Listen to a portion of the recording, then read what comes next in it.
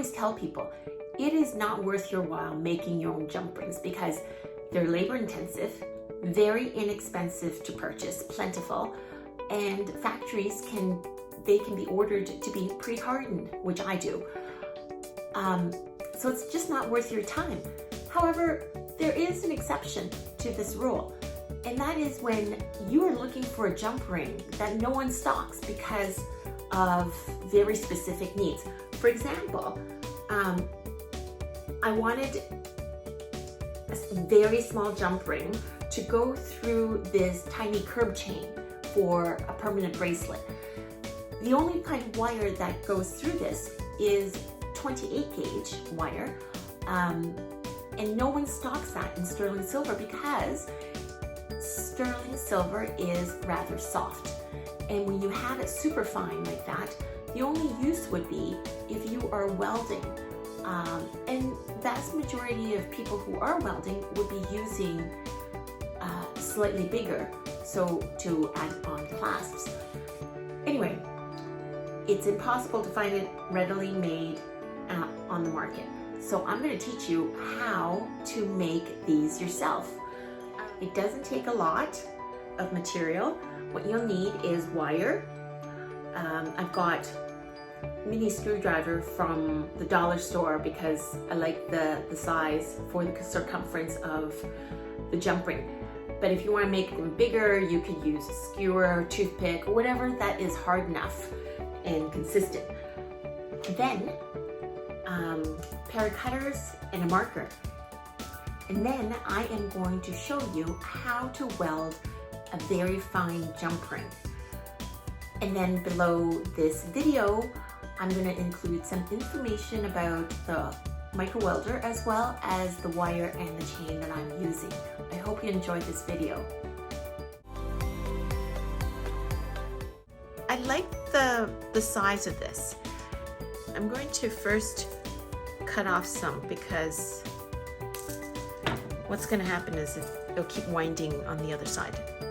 So what I do is I hold on to it and I wind like this. The reason why you want it tightly wound is otherwise it's a spiral and it gets bigger.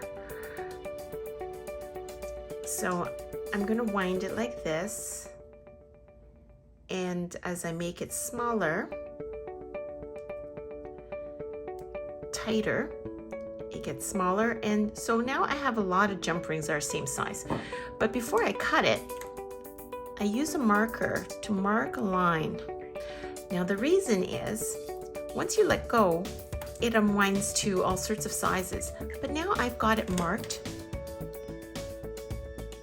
and all I have to do is trim along the marking, and every single jump ring will be the same size. I'm going to show you what it looks like. So I go and I find the little mark, and every single time I cut, I just let go like this.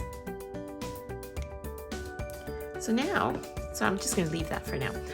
You see, I have tiny little jump rings that are super thin. This is half hard wire.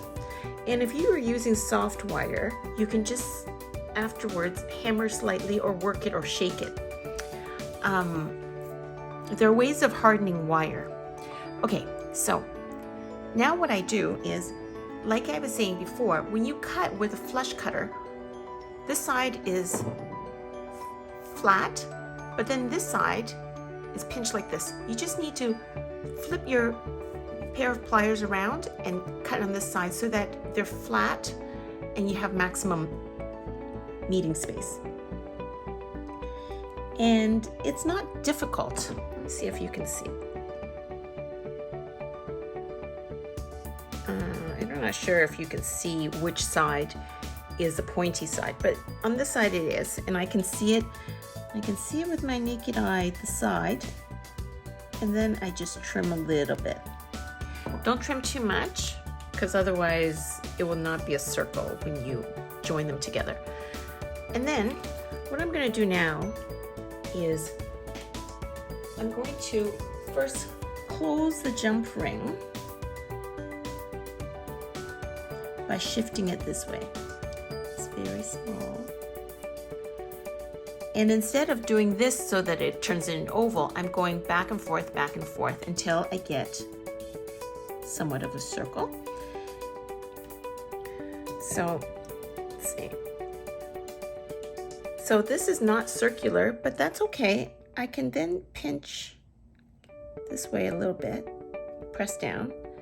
And when it's oval and you push down, it will move these two together and form a tight, it'll push against this right here, wedge them together for a good meeting spot. So, see, this is somewhat still oval. And I'm going to pinch it a little bit.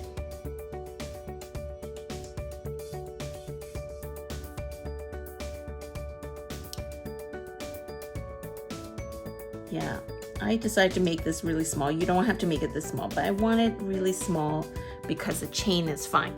Now, it's somewhat round, and I'm happy with that. Then what I do is I open it up again by shifting them like scissors. And then, now I have it through. And if I actually had a model here, I would put it over wrist and then straighten out, smooth out this chain, and then go to the other side and do that. But I don't have a model here right now. And then I go and very carefully close to make sure that it is closed and touching. And I have to say, this is the hardest part, making sure that the two ends meet. You can see the seam, but it is touching. You can feel it too. As you're moving the ring, it's grating against the other side.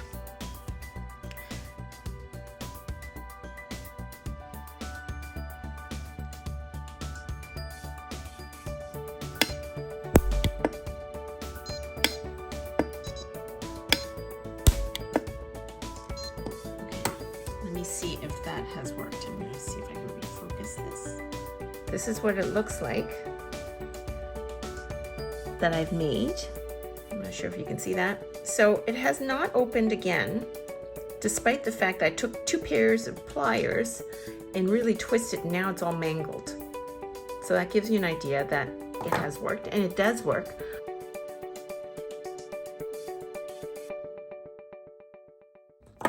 So it looks like that. Okay, so I'm going to do another experiment.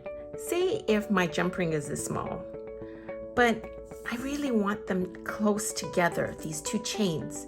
I'm going to try to cut it even smaller, like a section of the other side off, and see what happens. I go and I look for the side that is sharp, and I'm going to cut it. So this is now only 60% of the original. I smooth out, flip it around so that it's not twisted. And now, you don't have to have round nose pliers. We use this. And we flip that side over. And flip this side over.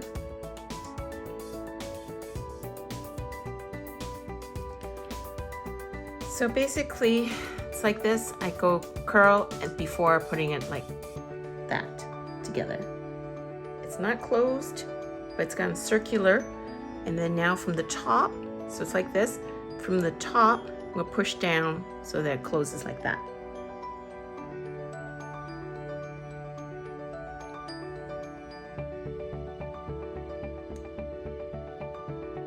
Okay, so I've done this.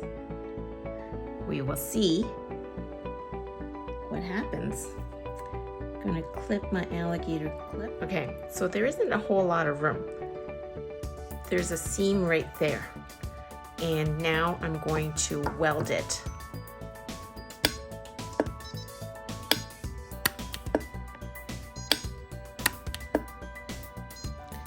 I'm going to do the other side too, because I am not certain.